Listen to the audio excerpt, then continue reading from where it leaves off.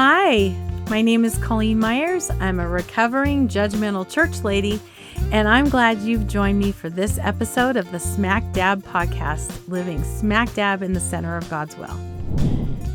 In one of my recent podcasts, I mentioned speaking words of life and hope to others. And so I wanted to just dig a little deeper today and talk about speaking life with our words. Words have incredible power. They can build up or they can tear down. And God calls us to use our words to encourage, heal, and point others towards Him. So there's some scripture verses I wanted to pull out to help us go through this and talk about this concept of speaking life with our words. The first one is Proverbs 18:21, and it talks about the power of words. It says, "The tongue has the power of life and death, and those who love it will eat its fruit." So our words carry weight, and we need to choose carefully. Do we want to speak life or destruction to people today? So think about the last conversation that you had, maybe with a coworker, with a boss, with someone in your family. Did your words bring life or did they bring hurt? And if they brought hurt, consider going back to that person and saying, I rethought what I was saying, and there's a way that I could say it differently. There's a way I should have said it. I shouldn't have said it at all. Whatever needs to be said, go back and confess that and say, would you mind if I tried again? Because I really want my words to be life-giving, and I believe that they were hurtful. So there you have the power of words. Next, build each other up. Build each other up. Ephesians 4:29 says, "Do not let any unwholesome talk come out of your mouths, but only what is helpful for building others up according to their needs." Not according to our needs there, right? There's a lot of things we say to other people that maybe will make us feel better, but are we really looking to their needs to build them up? Only what is helpful for building others up according to their needs, that it may benefit those who listen.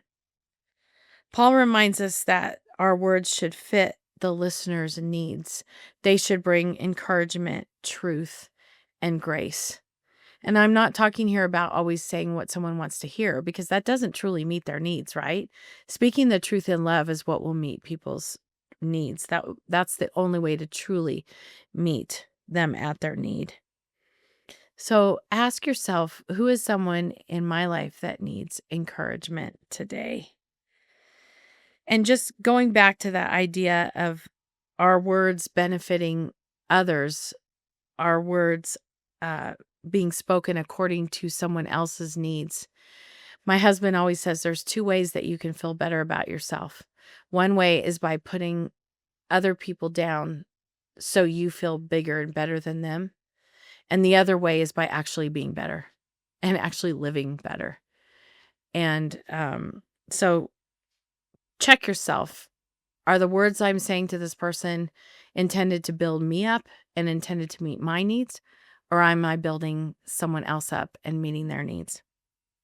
And then the third point on how to speak life with our words would be giving gentle answers. Proverbs 15:1 says, "A gentle answer turns away wrath, but a harsh word stirs up anger." Gentle, spirit-led words will diffuse conflict and they'll reflect Christ's peace. So how can you respond more gently to someone when you feel frustrated or angry? So there's our 3 points. Speaking life with our words means that we understand the power of our words, we build others up, and we give gentle answers. Be intentional today to speak words of life and hope and encouragement to those around you. And remember, please like and subscribe to this podcast. That'll really help me out. Thanks for joining me today on this episode of the Smack Dab Podcast. Thanks for joining me on this episode of the Smack Dab Podcast. Be sure to subscribe and check out our latest episodes. Thank you for listening to this episode of the Smack Dab Podcast. If this has been a blessing to you, please consider helping us continue by making a donation to our sponsor at engagetogoministries.com.